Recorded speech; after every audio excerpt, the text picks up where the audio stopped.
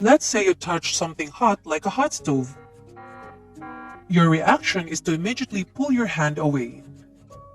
What happens is that the nerves in your skin sends a message of pain to your brain.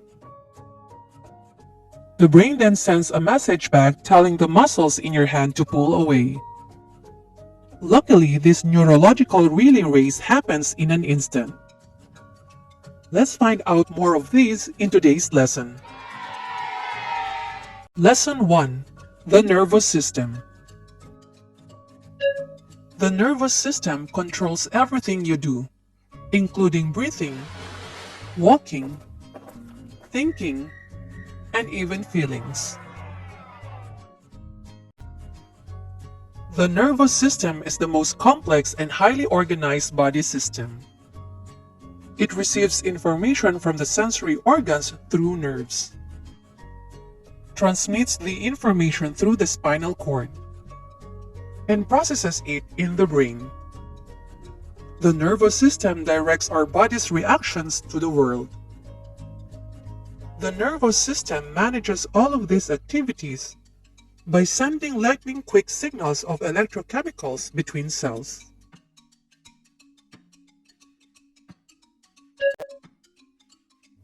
The basic unit of the nervous system is a nerve cell or neuron.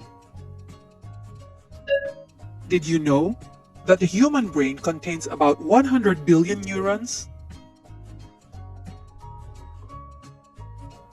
A neuron has a cell body, which includes the cell nucleus and special extensions called axons and dendrites.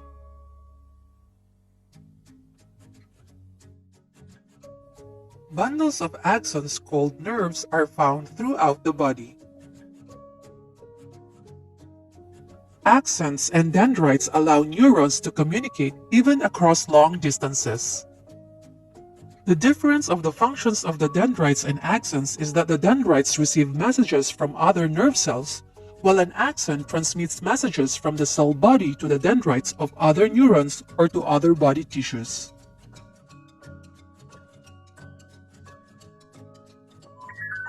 Different types of neurons control or perform different activities. For instance, motor neurons transmit messages from the brain to the muscles to generate movement. The sensory neurons detect light, sound, odor, taste, pressure, and heat, and send messages about those things to the brain. Other parts of the nervous system control involuntary processes. These include keeping a regular heartbeat, releasing hormones like adrenaline, opening the pupil in response to light, and regulating the digestive system. Keep in mind that when a neuron sends a message to another neuron, it sends an electrical signal down the length of its axon. At the end of the axon, the electrical signal changes to a chemical signal. The axon then releases the chemical signal with chemical messengers called neurotransmitters into the synapse. The neurotransmitters move the signal through the synapse to the neighboring dendrite, which converts the chemical signal back into an electrical signal. The electrical signal then travels through the neuron and goes through the same conversion processes as it moves to neighboring neurons. Since you now know the basic unit of the nervous system, let's study the two major parts of the nervous system: the central nervous system and the peripheral nervous system. The nervous system is made up of the central nervous system and the peripheral nervous system. The central nervous system is composed of the brain and the spinal cord, while the peripheral nervous system is made up of nerves and sensory organs that go through the body. Let's take a look closer on these two basic parts of the nervous system. The central nervous system, or CNS. The central nervous system consists of the brain and the spinal cord. It is referred to as central because it combines information from the entire body and coordinates activity across the whole organism. The brain plays a central role in the control of most bodily functions, including awareness, movements, sensations, thoughts, speech, and memory. The brain has three major parts: the cerebrum, cerebellum, and brainstem. The cerebrum is the largest part of the brain and composed of right and left hemispheres. It performs higher functions like interpreting touch, vision, and hearing, as well as speech, reasoning, emotions, learning, and fine control of movement. The cerebellum is located under the cerebrum. Its function is to coordinate muscle movements, maintain posture, and balance. While the brainstem acts as a relay center connecting the cerebrum and cerebellum to the spinal cord. It performs many automatic functions such as breathing, heart rate, body temperature, wake and sleep cycles, digestion, sneezing, coughing, vomiting, and even swallowing.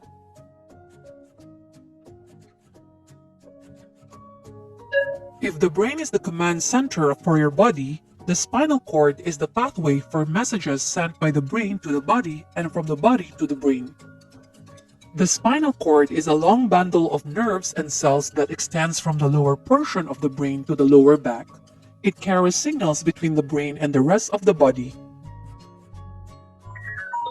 The spinal cord comprises three parts: the cervical, or the neck, thoracic, or the chest, and lumbar, or the lower back regions.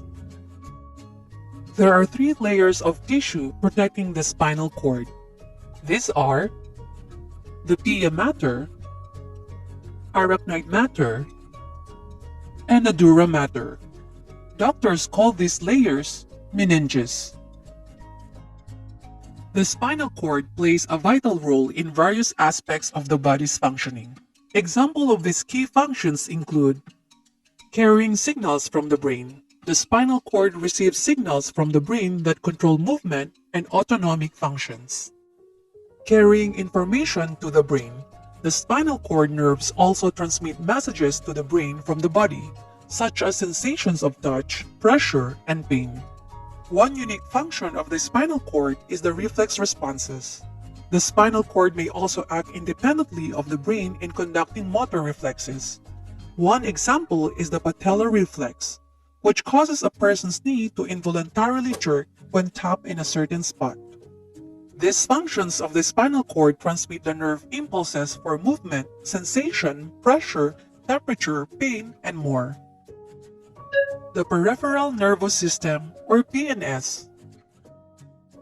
What does the peripheral nervous system do? The PNS connects the central nervous system to the organs, limbs, and skin. Allows the brain and the spinal cord to receive and send information to other areas of the body. It carries sensory and motor information to and from the central nervous system. Also, it regulates involuntarily body functions like heartbeat and breathing.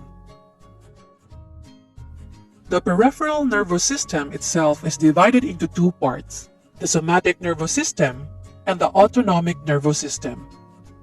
The somatic system is responsible for transmitting sensory information as well as for voluntary movement. This system contains two major types of neurons: motor neurons or efferent neurons, and sensory neurons or afferent neurons. The motor neurons allow us to take physical action in response to stimuli in the environment, while the sensory neurons allow us to take in sensory information and send it to the brain and spinal cord. While the autonomic system is the part of the peripheral nervous system that is responsible for regulating involuntary body functions, such as blood flow, heartbeat, digestion, and breathing.